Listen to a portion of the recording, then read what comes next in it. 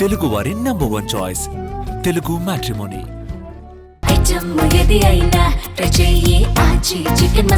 ఆచి చికెన్ మసాలా. నమస్తే. ప్రస్తుతం ట్రెండింగ్ లో ఉన్న టాపిక్ ఏంటి అంటే ఏలూరు ఎంపీ పుట్టా మహేష్ యాదవ్ తాజాగా ఒక పార్టీలో డ్రగ్స్ కలకలం, పైగా ఆయనకి శాంపిల్స్ బ్లడ్ టెస్ట్ చేస్తే పాజిటివ్ వచ్చింది.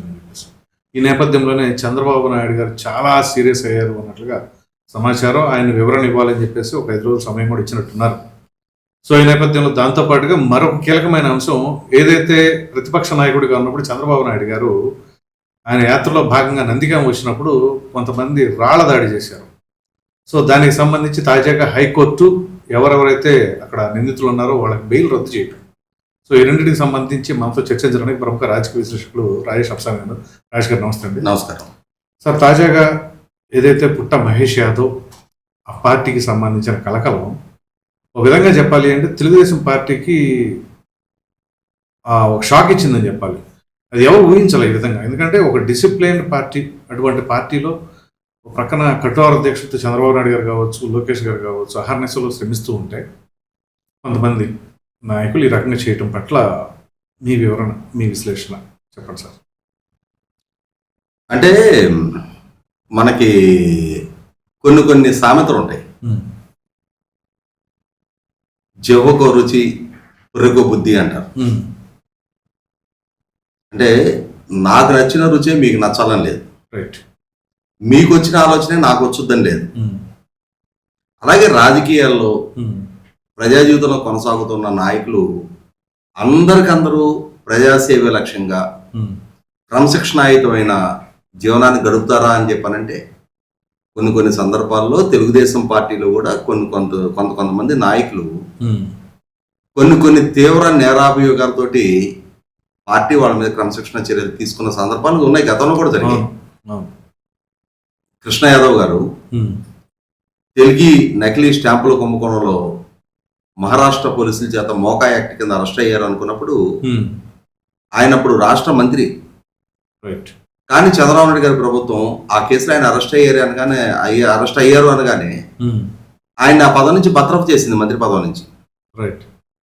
అలాగే సుద్దాల దేవయ్య గారు, ఆయన కూడా తెలుగుదేశం పార్టీ ప్రభుత్వంలో సీనియర్ నాయకుడిగా మంత్రిగా కొనసాగుతూ ఉన్నారు. ఆయన మీద హత్య కేసు ఆరోపణలు వచ్చినాయి. ఆయన్ని కూడా తెలుగుదేశం పార్టీ నుంచి సస్పెండ్ చేయడం జరిగింది. అలాగే తోట త్రిమూర్తులు గారు, ఆయన మీద శిరోమండనం కేసు వచ్చింది. డాక్టర్ కోడెల శివప్రసాద్ గారు, ఆయన ఇంట్లో బాంబులు పేలి సిబిఐ విచారణ ఎదుర్కొంటా ఉన్నారు. 1999లో మరి సీనియర్ నాయకుడిగా ఆయన ఎన్నికల్లో నెగ్గినా కూడా ఆయనకి మంత్రి పదవి ఇవ్వాలా. ఒకసారి ఆ కేసు విచారణ పూర్తయిపోయి ఆయనకి క్లీన్ చిట్ దక్కిన తర్వాతే మళ్ళీ తిరిగి ఆయనకి మంత్రి పదవి ఇవ్వడం జరిగింది. కాబట్టి ఆరోపణలు ఎదుర్కోవటం లేదు, పార్టీ పరమైన క్రమశిక్షణ చర్యలు నేడు పుట్టా మహేష్ యాదవ్తో మొదలు కాదు. రాజకీయాల్లో ఉన్నప్పుడు కొందరు నాయకులు కొన్ని సందర్భాల్లో కొంత గీత దాటి ప్రవర్తించిన సందర్భాల్లో ఆ నాయకుల సంబంధించిన ఈ చర్యలు కూడా ప్రజల్లో చర్చనీయాంశం కావడం కూడా ఖాయం. గతంలో జరిగింది, ఇప్పుడు జరిగింది, భవిష్యత్తులో కూడా జరుగుతుంది. అయితే ఇక్కడ గమనించుకోవాల్సింది, ముందు ఏం జరిగింది అనే దానికన్నా కూడా పుట్టా మహేష్ గారి వివరణ. మీరు మీడియాలో జరుగుతున్న ఈ ప్రచారాన్ని చూసి మీరేమీ ఆందోళన చెందొద్దు. నన్ను అభిమానించే వారిగా నేను ఎప్పుడూ ఎటువంటి తప్పు చెయ్యను అని చెప్పి ఆయన వివరణ ఇస్తూ ఒక వీడియో రిలీజ్ చేశారు. అయితే ఇక్కడ గమనించుకోవాల్సింది, చేతులు కాలిన తర్వాత ఆకులు పట్టుకోవడం అంటారు ఇటువంటి వివరణ చూసిన తర్వాత. ఎందుకంటానంటే సుదీర్ఘ రాజకీయ నేపథ్యం ఉన్న కుటుంబాన్ని నుంచి ప్రాతినిధ్యం వహిస్తూ ఉన్నత విద్యావంతులై ఉండి ఆర్థికంగా ఉన్నత స్థానంలో ఉండి ఒక పార్టీ నుంచి వాళ్ళ దేశ అత్యున్నత చట్టసభకి, లోక్సభకి ఎన్నికైన ప్రజాప్రతినిధిగా ఉంటూ లక్షలాది మంది ప్రజలకు ప్రాతినిధ్యం వహిస్తూ ఏ కేసుల్లో ఇవాళ వీళ్ళ మీద ఆరోపణలు వస్తూ ఉన్నాయి? చట్ట వ్యతిరేక, సంఘ వ్యతిరేక. ఇవాళ అన్ని చట్ట వ్యతిరేక కార్యక్రమాలన్నీ కూడా సంఘ వ్యతిరేకం అంట. అన్ని ఒకసారి చట్టాన్ని వ్యతిరేకించే కార్యక్రమాలు అంటే సంఘ వ్యతిరేక కార్యక్రమాలుగా పరిగణించాలి. అవును. సంఘం అనుసరించటానికి కూడా వీల్లేని కార్యక్రమాలు, రేపు ఇంకొకరు దీన్ని స్ఫూర్తిగా తీసుకోవడానికి కూడా వీల్లేని కార్యక్రమాలు. అవును. డ్రగ్స్ వినియోగించిన కేసులో ఇవాళ రాజకీయాల్లో ఉన్న నాయకులుగా మాకు ప్రైవేట్ లైఫ్ ఉండదా, మేము మా మిత్రులతో కలిసి పార్టీ చేసుకోకూడదా అంటే చేసుకోవచ్చు. ఖచ్చితంగా మీ మిత్రులతో కలిసి మీరు మీ వ్యక్తిగత జీవితాన్ని ఆస్వాదించవచ్చు, కొన్ని పరిమితులు ఉంటాయి. కానీ ఆస్వాదించే క్రమంలో నేను ఇందాక ప్రస్తావించిన చట్ట వ్యతిరేక సంఘ వ్యతిరేక చర్యల్లో పాల్గొంటాం. ఇవాళ డ్రగ్స్ వినియోగించడం అని అంటే నార్కోటిక్స్ యాక్ట్ అనేది చాలా బలమైంది. అవును.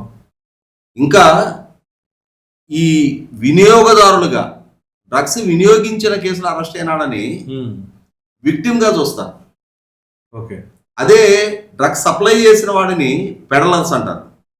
వాళ్ళ మీద నాన్ బెయిలబుల్ కేసులు నమోదవుతాయి. అవును.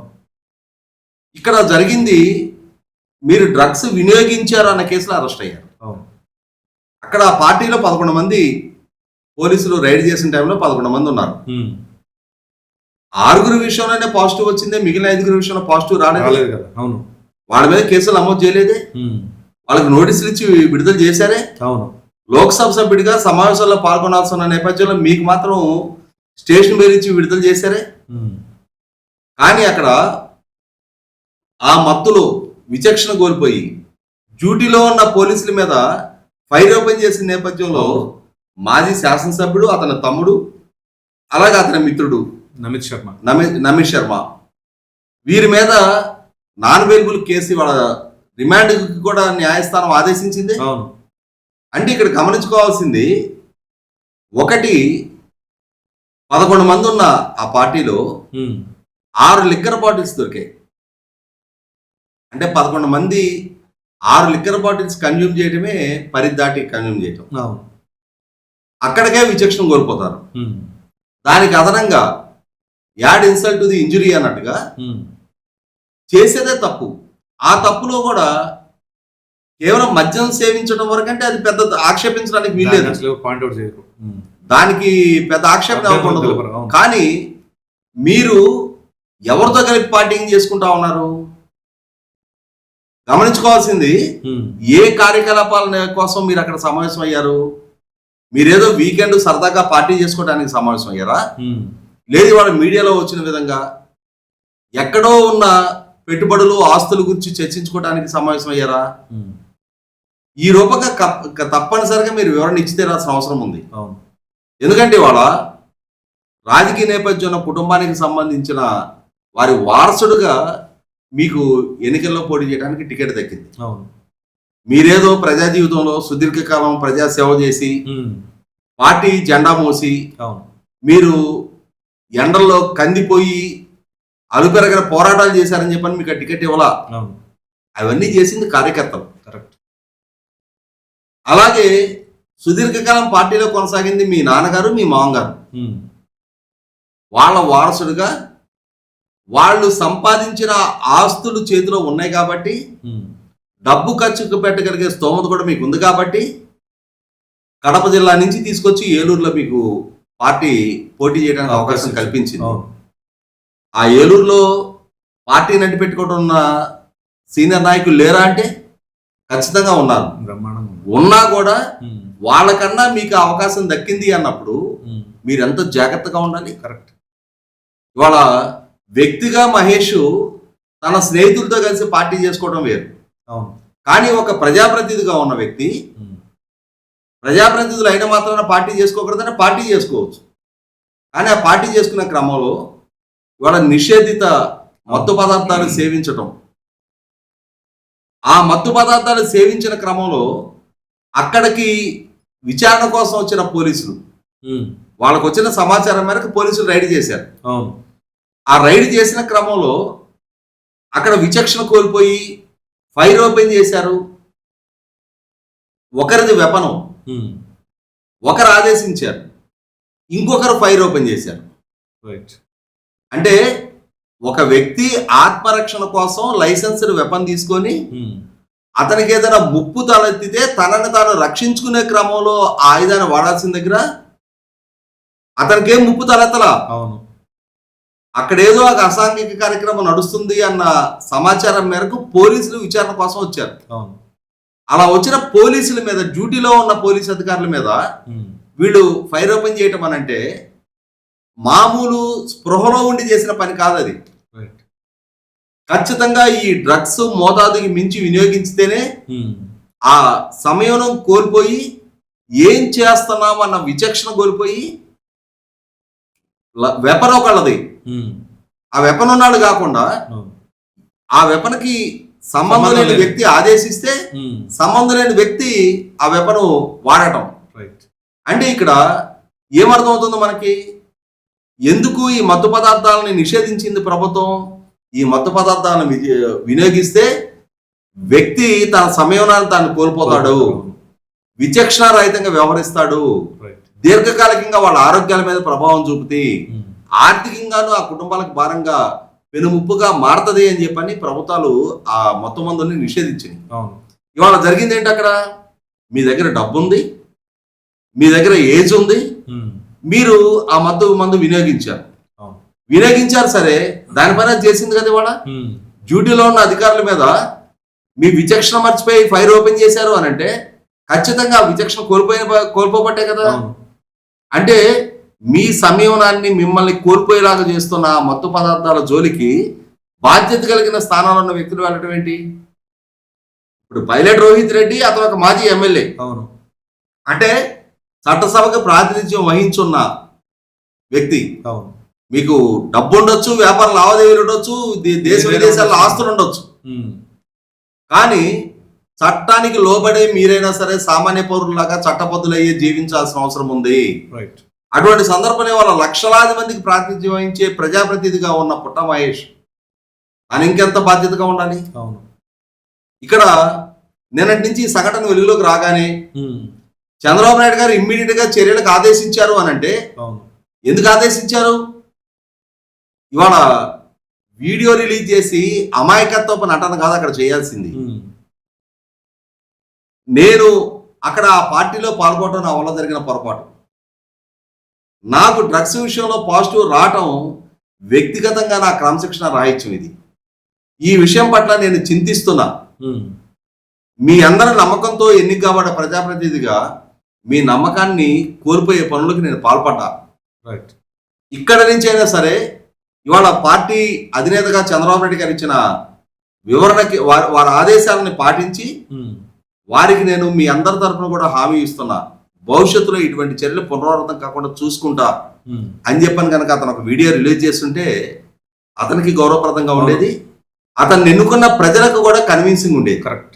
అలా కాకుండా కళ్ళ ముందు స్పష్టమైన సాక్ష్యాధారాలు కనిపిస్తున్నా కూడా ఇంకా తాటి చెట్టు ఎందుకు ఎక్కావు అని అంటే దూడమేత కోసం ఎక్కానని చెప్పినట్టుగా ప్రభుత్వం పోలీస్ డిపార్ట్మెంట్ చేయించిన బ్లడ్ టెస్ట్ లో డ్రగ్స్ సేవించావు అని చెప్పని నిర్ధారణ అయిన తర్వాత, పాజిటివ్ రిజల్ట్ వచ్చిన తర్వాత ఇంకా నేను అమాయకుడిని, ఆణిముత్యాన్ని, స్వాతిముత్యాన్ని చెప్పుకునే ప్రయత్నం చేయటం నీవు ప్రాతినిధ్యం వహిస్తున్న పార్టీకి అవమానం, నిన్ను పోటీకి నిలబెట్టే నాయకత్వానికి అవమానం, నిన్ను ఎన్నుకున్న ప్రజలకి అవమానం. అదే క్రమంలో అంతటి సుదీర్ఘ రాజకీయ నేపథ్యం ఉన్న కుటుంబాలకు చెందిన రాజకీయ వారసుడుగా మిమ్మల్ని కన్న వాళ్ళకి, మీకు పిల్లనిచ్చిన కుటుంబాలకు కూడా అవమానం. అదే సందర్భంలో వ్యక్తిగా ఇవాళ లోక్సభ సభ్యుడిగా ఉన్న మీకు అవమానం. కాబట్టి ఇంకొకసారి ఇటువంటి సంఘటన పునరావృతం కాకుండా ప్రస్తుతానికి ఇవాళ లోక్సభ సభ్యుడిగా మీకు తాత్కాలికంగా బెయిల్ దక్కుండొచ్చు. మీ పార్టీ అడిగిన వివరణ మీరు ఇచ్చే క్రమంలోనైనా సరే నిజాయితీగా మీరు కనుక స్పందించి మీ వివరణ ఇస్తే మిమ్మల్ని ఎన్నుకున్న ప్రజలు కూడా మిమ్మల్ని క్షమిస్తారు. అలా కాకుండా ఇంకా ఇంత బాహాటంగా ఇష్యూ అంతా వెలుగులోకి వచ్చిన తర్వాత కూడా ఇంకా కప్పదాటు సమాధానాలే చెప్తా, నేను నా అమాయకత్వాన్ని నటిస్తాను అని అంటే అమాయకత్వం వేరు, అమాయకత్వం నటనని గుర్తించలేని, పరిగణలోకి తీసుకోలేనంత అమాయకులుగా సొసైటీ లేదు. ఏలూరు లాంటి రాజకీయ చైతన్యం కలిగిన ప్రాంత ప్రజలకి మీరు తప్పు చేశారా చేయలేదా అనేది నిర్ధారణ చేసుకోలేనంత అమాయకులు వాళ్ళు కాదు. కాబట్టి యంగ్స్టర్స్గా సుదీర్ఘకాలం రాజకీయాల్లో కొనసాగాలనుకునే వాళ్ళు వ్యక్తిగత క్రమశిక్షణ పాటించాలి. అదే క్రమంలో రాజకీయాల్లో క్యారెక్టర్ పరంగా నిజాయితీగా ఉండి తీరాల్సిన అవసరం ఉంది. కాబట్టి వాళ్ళ ఎంత నిజాయితీగా మీరు కన్ఫెస్ అయితే మీ ప్రాంత ప్రజలు అంత నిజాయితీగా మిమ్మల్ని మీ తప్పుని ఒక్కసారి జరిగిన పొరపాటుగా ఉపేక్షిస్తారు. మిమ్మల్ని నాయకుడిగా వాళ్ళు అడ్మిట్ అవుతారు. కాదు అని అంటే మీరు జరిగిన తప్పుని కింద పడ్డా పై చేయని ఆదేనన్నట్టుగా కులం కార్డు చూపించో ఇంకో కార్డు చూపించో అమాయకత్వపు నటనలను ప్రదర్శించడం ద్వారా ఖచ్చితంగా మీ గౌరవాన్ని మీరే కోల్పోతారు. అయితే ఇక్కడ రేపు కనుక ఆయన అంటే ఆయన భవిష్యత్తు యంగ్స్టరే కాబట్టి ఏ విధంగా ఉండబోతుందంటారు రాజకీయంగా ఆయనకి? అంటే ఇవి తాత్కాలికంగా కొంత చర్చనీయాంశంగా అయ్యేది వాస్తవమే. ఇప్పుడు మనం గతంలో చూస్తున్నాం, ఎందుకంటే ఇవన్నీ వ్యక్తిత్వానికి సంబంధించిన అంశాలు. రైట్. ఇవాళ అతను వ్యక్తిగతంగా ఆ డ్రగ్ తీసుకోవటం వల్ల ఫస్ట్ అతను వ్యక్తిగతంగా ఎఫెక్ట్ అవుతాడు. అతని హెల్త్ మీద ప్రభావం చూపుతుంది, ఆర్థికంగా అతనికి ప్రభావం చూపుతుంది. ఆర్థికంగా మాకు స్తోమత ఉంది, దీన్ని మేము ఎఫర్ట్ చేయలేని స్టేజ్ మాది కాదు అని చెప్పని వాళ్ళని వాళ్ళు సమర్థించుకోవచ్చు. కానీ ప్రజా జీవితంలో ఉంటున్న లక్షలాది మంది ప్రజలకు ప్రాతినిధ్యం వహించే చట్టసభలోకి ఎన్నిక కాబట్ట ప్రజాప్రతినిధులు ఇటువంటి అనైతిక చర్యలకు పాల్పడటం ద్వారా వాళ్ళని అనుసరించే ఆరాధించే వేలాది మంది అనుచరులకి తప్పుడు సంకేతాలు ఇచ్చినట్టు అవుతుంది. మా నాయకుడే చేస్తున్నాడు, మేము చేస్తే తప్పేంటి అని చెప్పనే భావన ఆయన అనుచరుల్లో కానీ ఆయన్ని అంటే కొత్త జనరేషన్ నాయకులు వీళ్ళే ఈ విధంగా చేస్తున్నారు, మనం చేస్తే తప్పేంటి అన్న భావన కనుక యువతలో బలపడింది అని అంటే సమాజానికి తప్పుడు సంకేతాలు ఇచ్చినట్టు అవుతుంది. కాబట్టి ఖచ్చితంగా ఇటువంటి అంశం వెలుగులోకి వచ్చిన తర్వాత అయినా సరే భవిష్యత్తులో ఇటువంటి ఈ పార్టీలకి ఇటువంటి డ్రగ్స్ వినియోగించే ఈ చర్యలకి ఈ కల్చర్కి ఖచ్చితంగా దూరంగా ఉండి తీరాల్సిన బాధ్యత వాళ్ళ మీద ఉంది. ఉన్నాము అని చెప్పని ప్రజలకి నమ్మకం కలిగించాల్సిన బాధ్యత కూడా వాళ్ళ మీద ఉంది. రాజేష్ గారు, ప్రతిపక్షంలో ఉండగా చంద్రబాబు నాయుడు గారు యాత్ర చేస్తున్న క్రమంలో రాళ్ల దాడి నందిగామలో ఎంత దురదృష్టకరమైన ఘటన అంటే అక్కడ ఉన్న అధికారికి గట్టిగా తగిలి ఆయనకి బ్లడ్ రావడం ఇదంతా జరిగింది. సో దానికి సంబంధించి తాజాగా హైకోర్టు 4 నిందితులకి బెయిల్ రద్దు చేసింది. వారం రోజుల్లో వచ్చేసి సరెండర్ అవ్వమని చెప్పేసాను. దాన్ని ఎలా చూడాలంటారు? ఇప్పుడు వాస్తవంగా జగన్మోహన్ రెడ్డి గారి మధ్య మాజీ ముఖ్యమంత్రి హోదాలో ప్రభుత్వం ఆయన కల్పిస్తున్న Z+ కేటగిరీ రక్షణ విషయంలో హైకోర్టుని అప్రోచ్ అయ్యి నేను ముఖ్యమంత్రిగా కొనసాగిన నాడు నాకు ఏ స్థాయి భద్రత ఉండేదో ఆ స్థాయి భద్రత కల్పించాలి, రాష్ట్ర ప్రభుత్వం నా భద్రత విషయంలో ఉదాసీనత ప్రదర్శిస్తుంది అని చెప్పని ఆయన స్వయంగా కోర్టుకెళ్ళిన తీరు చూసాం. కానీ ఇప్పటిదాకా జగన్మోహన్ రెడ్డి గారి భద్రతకు వచ్చిన ముప్పు ఇది అని చెప్పని అంశం ఒక్కటి కూడా లేదు. కానీ ఆయన పర్యటన సందర్భంగా ఆయన నిబంధనలు ఉల్లంఘించి ఆయన ప్రభుత్వాదేశాన్ని ధిక్కరించి ఆయన ట్రాఫిక్ జాములు కలిగిస్తా ఆయన ప్రభుత్వ అనుమతి లేని ప్రాంతంలో వెహికల్ ఆపి ఆ వెహికల్ కింద ఒక మనిషి పడిపోయినా ఆ మనిషిని తొక్కించుకుంటా పక్కకి లాగి పడేసి వెళ్ళిన నేపథ్యం చూసాం మనం. అటువంటి జగన్మోహన్ రెడ్డి గారు ముఖ్యమంత్రిగా కొనసాగిన నాడు ప్రతిపక్ష నాయకుడిగా చంద్రబాబు నాయుడు గారి నేపథ్యం ఒకసారి చెప్పుకోవాలి. ఆయన 1995 నుంచి 2004 వరకు ఉమ్మడి రాష్ట్రాన్ని పరిపాలించిన ముఖ్యమంత్రి. ఆయన ఉమ్మడి రాష్ట్రాన్ని పరిపాలిస్తున్న సందర్భంలో ఆయన మీద అలిపిరి దగ్గర నక్సలైట్ ద్వారా క్లేమర్ మైన్లు పేల్చి హత్యాయత్నం జరిగింది. ఈ సందర్భంగా కేంద్ర ప్రభుత్వం ఆయన లైఫ్ కున్న రిస్క్ ని అసెస్ చేసి అంటే ఇక్కడ ఎవరికి ఏ స్థాయి రక్షణ కల్పించాలి అనేది రిస్క్ అసెస్మెంట్ కమిటీ అని ఉంటుంది, థ్రెట్ అసెస్మెంట్ కమిటీ అంటారు. అంటే వాళ్ళ లైఫ్ కున్న థ్రెట్ ని అసెస్ చేసి దాన్ని బట్టి వాళ్ళకి X category, why category, Z category ఇలా ఉంటాయి. చంద్రబాబు నాయుడు గారికి Z+ కేటగిరీ, జెడ్ కేటగిరీ కూడా కాదు, Z+ కేటగిరీ రక్షణ కేంద్ర ప్రభుత్వ బలగాలతో NHG ద్వారా కల్పించడం జరిగింది. అంటే చంద్రబాబు నాయుడు గారి లైఫ్ కి థ్రెట్ ఉంది అనేది దేశం గుర్తించింది, కేంద్రం గుర్తించింది, రాష్ట్రాలు కూడా ఆయనకి ఆ భద్రత కల్పిస్తూ వస్తున్నాయి. కానీ జగన్మోహన్ రెడ్డి గారి ప్రభుత్వ హయాంలో చంద్రబాబు నాయుడు గారి ప్రాణాలకి ముప్పు పొంచి ఉంది అనేది తెలుగుదేశం పార్టీ వైపు నుంచి, చంద్రబాబు నాయుడు గారి వైపు నుంచి, శ్రేణుల నుంచి, సోషల్ మీడియా నుంచి కూడా ఎన్నిసార్లు మొత్తుకున్నా, మొరబెట్టుకున్నా నాడు జగన్మోహన్ రెడ్డి గారి ప్రభుత్వం ఎంత నిర్లక్ష్య ధోరణి ప్రదర్శించింది అనడానికి ఉదాహరణగా ఇప్పుడు మీరు చెప్పిన నందిగామ అంశాన్ని చూడవచ్చు. నందిగామలో ఆయన తన రాజకీయ సభ నిర్వహించుకోవడానికి వెళ్ళారు. అవును, ఇదేం కర్మ ఈ రాష్ట్రానికి అని చెప్పని ఒక ప్రోగ్రామ్ లో ఆయన నందిగామ వెళ్ళడం జరిగింది. అవును, ఆయన అక్కడ ప్రసంగిస్తున్న సందర్భంగా ఆయన మీద రాళ్లదాడి జరిగింది. అవును, రాళ్లదాడి జరిగినప్పుడు సహజంగానే చంద్రబాబు నాయుడు గారికి ఆయన రక్షణ కోసం వినియోగించబడ్డ ఎన్ఎస్జీ కమాండోలు ఆ రాళ్ల దాడి వాళ్ళు తీసుకొని చంద్రబాబు నాయుడు గారిని కాపాడారు.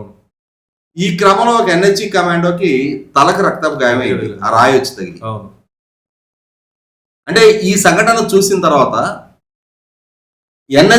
ఎన్హెచ్జి కమాండో మీద ఎవరికైనా కోపం ఉండి రాళ్లదాడి చేశారా? ఇక్కడ రాళ్లదాడి జరిగింది చంద్రబాబు నాయుడు గారి మీద జరిగింది. ఒక మాజీ ముఖ్యమంత్రి మీద రాళ్లదాడి చేశారు అని అంటే ఆ రాళ్ళు ఆ తలకి ఏదైనా ప్రమాదకరంగా తగిలితే ప్రాణాలు పోవడానికి ఆస్కారం ఉంటుంది. అటువంటి రాళ్లదాడి నేపథ్యంలో ఇమ్మీడియట్ గా ఆ బాధ్యులను అరెస్ట్ చేయాల్సిన బాధ్యత నాటి ప్రభుత్వం ఉంది. కానీ జగన్మోహన్ రెడ్డి గారి ప్రభుత్వం కనీస మాత్రపు చర్యలకి సిద్ధపడాల. ఇటువంటి క్రమంలో చంద్రబాబు నాయుడు గారి ప్రభుత్వం మళ్ళీ పదవి బాధ్యతలు చేపట్టిన తర్వాత ఆ కేసుని విచారించి ఆ విచారించిన క్రమంలో కొందరిని అరెస్ట్ చేసి వాళ్ళు చంద్రబాబు నాయుడు గారిని హత్య చేయడానికి పూనుకున్నారు, ఈ రాళ్లదాడి ద్వారా చంద్రబాబు నాయుడు గారి ప్రాణాలకు ముప్పు తలపెట్టేలాగా ప్రయత్నం చేశారు అని చెప్పని పోలీసులు రిమాండ్ రిపోర్ట్ లో మెన్షన్ చేస్తూ న్యాయస్థానం దృష్టికి తీసుకెళ్లారు. న్యాయస్థానం ఆశ్చర్యం కలిగించే విధంగా వాళ్ళకి స్టేషన్ బెయిల్ ఇచ్చి పంపించేయండి, వాళ్ళకి నాన్ బెయిలబుల్ కేసులు పెట్టాల్సిన నెక్స్ట్ లేదు, ఇది హత్యాయత్నంగా నేను పరిగణించటం లేదు అని చెప్పని. అంటే ఒక ఎన్హెచ్జి ప్రొటెక్టివ్ మీద రాళ్లతో దాడి చేస్తే అది ఆయన లైఫ్ కి తలపెట్టిన రిస్క్ గా మేము పరిగణించడం లేదు. న్యాయస్థానం చాలా క్యాజువల్ గా వాళ్ళకి రిమాండ్ రిపోర్ట్ రిజెక్ట్ చేస్తూ స్టేషన్ బెయిల్ ఇచ్చి పంపించేమా. చివరికి పోలీస్ డిపార్ట్మెంట్ హైకోర్టుని అప్రోచ్ అయిన తర్వాత హైకోర్టు విచారించి ఖచ్చితంగా ఇది చంద్రబాబు నాయుడు గారికి ముప్పు తలపెట్టే లక్ష్యంతో జరిగిన కుట్ర, నేరం కాబట్టి వాళ్ళకి ఇచ్చిన బెయిల్ రద్దు చేస్తున్నామని చెప్పని ఇమ్మీడియట్ గా వాళ్ళ న్యాయస్థానానికి సరెండర్ కమ్మని ఆదేశాలు ఇవ్వడం జరిగింది. అంటే ఇక్కడ ఒక సంఘటన జరిగినప్పుడు దానికి బాధ్యులు పలానా అని చెప్పని ఐడెంటిఫై చేసినప్పుడు అలా ఐడెంటిఫై చేసిన క్రమంలో వాళ్ళ ప్రమేయాన్ని నిర్ధారించే సాక్ష్యాధారాలు కళ్ళ ముందు పెట్టినా కూడా న్యాయస్థానాలు ఒక్కొక్కసారి ఎంత బాధ్యతారాహిత్యపు తీర్పులు ఇస్తున్నాయి అనడానికి వాళ్ళ బెయిల్ రద్దు చేయటమే, అంటే వాళ్ళకి బెయిల్ ఇవ్వటమే, స్టేషన్ బెయిల్ ఇచ్చి ఆదేశాలు ఇవ్వటమే న్యాయస్థానాల బాధ్యతారాహిత్యం.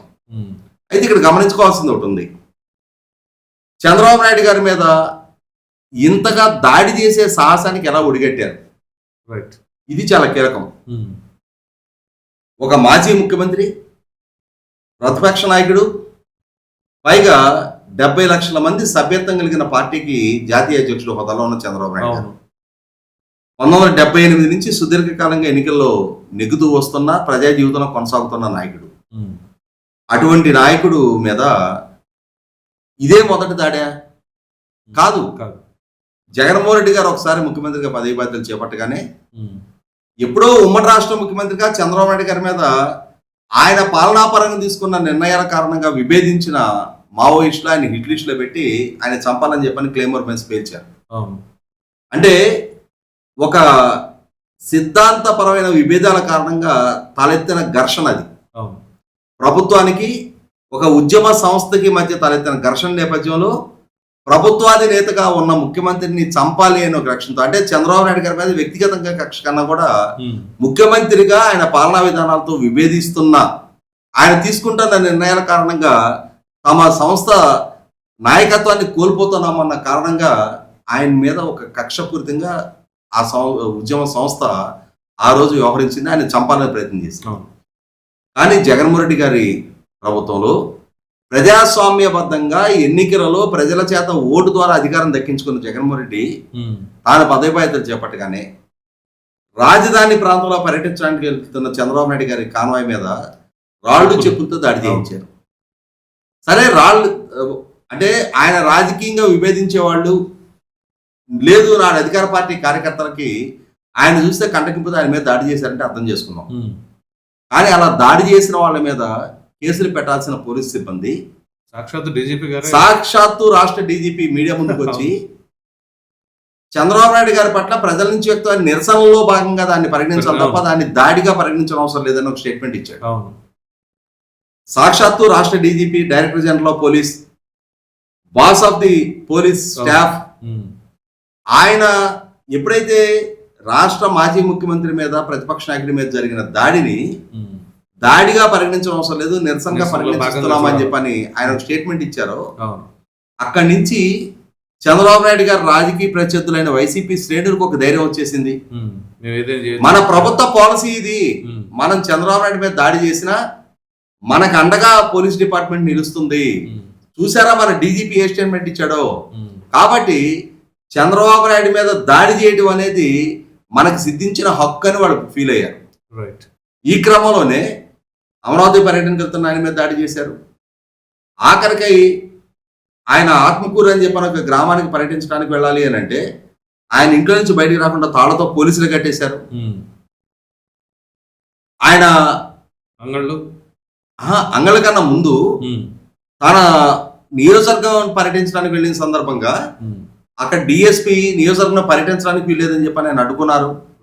అయినా సరే ఆయన నా నియోజకవర్గంలో నన్ను ఎందుకు పర్యటించినవరు అని చెప్పని నియోజకవర్గంలో పర్యటిస్తున్న సందర్భంగా ఆయన ర్యాలీలో వైసీపీ వాళ్ళు జ్వరబడి అక్కడ సృష్టించిన శాంతి భద్రతల సమస్యలు చూసాం మనం. ఇటువంటి క్రమంలో అక్కడ వైసీపీ శ్రేణులు చంద్రబాబు నాయుడు గారి పర్యటనలో చేస్తున్న అలజడిని అడ్డుకునే ప్రయత్నం చేసిన టీడీపీ ఎమ్మెల్సీతో సహా 10-15 మందిని అరెస్ట్ చేసి నెలల తరబడి జైల్లో ఉంచిన తీరు చూసాం.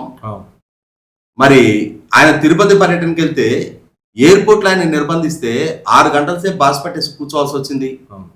ఆయన అనపర్తి పర్యటనకు వెళ్తే అక్కడ పోలీస్ సిబ్బంది ఆయన అడ్డుకుంటే రాత్రిపూట 7:30 గంటల టైంలో 7 కిలోమీటర్లు ఆయన పాదయాత్ర చేస్తూ సభా ప్రాంగణానికి చేరుకున్న తీరు చూసాం. అలాగే ఆయన పోలీసులు అనుమతి తీసుకొని విశాఖపట్నం పర్యటనకి వెళ్తే విశాఖపట్నం ఎయిర్పోర్ట్ నుంచి ఆయన బయటకు రానివ్వకుండా అక్కడ ఆయన పర్యటనను అడ్డుకునే ప్రయత్నం చేస్తున్న వైసీపీ శ్రేణులను అడ్డుకోవాల్సిన పోలీసులు వాళ్ళకి రక్షణ కల్పించి చంద్రబాబు నాయుడు గారికి నోటీస్ ఇచ్చి ఎయిర్పోర్ట్ నుంచి ఆయన పర్యటన క్యాన్సిల్ చేపించి వెనక్కి పంపించేసిన తీరు చూసాం. మరి ఆయన ఎర్రగొండపాలెం పర్యటనలో ఆయన మీద రాళ్ళదాడి చూసాం. ఆయన అంగంలో పర్యటన సందర్భంగా ఆయన మీద రాళ్ళదాడి చేసి మళ్ళీ ఆయన మీద హత్యాయత్నం కేసులు పెట్టిన తీరు చూసాం. కాబట్టి ఇన్ని సందర్భాల్లో చంద్రబాబు నాయుడు గారి భద్రతని ప్రశ్నార్థకం చేసిన జగన్మోహన్ రెడ్డి గారి పాలనా హయాంలో నందిగామలో జరిగిన దాడి చూస్తే అదే పెద్ద ఆక్షేపణ అనిపిరా. కారణం ఏంటి అంటే వాళ్ళు ప్రభుత్వ పరంగా వాళ్ళు పెట్టుకున్న పాలసీ చంద్రబాబు నాయుడు అనే నాయకుడిని భౌతికంగా ఎలిమినేట్ చేయాలని ఒక లక్ష్యంతో ప్రభుత్వ పెద్దగా పార్టీ అధినేతగా ఉన్న జగన్మోహన్ రెడ్డి గారి ఎజెండా మేరకు వాళ్ళ శ్రేణులు కూడా లేకుంటే ఎనర్జీ ప్రొటెక్టివ్గా ఉన్న రాష్ట్ర మాజీ ముఖ్యమంత్రి మీద దాడి చేసి గాయపరిచే అంతటి ధైర్యం వైసీపీ నందిగామ శ్రేణులకు ఎక్కడి నుంచి వస్తుంది?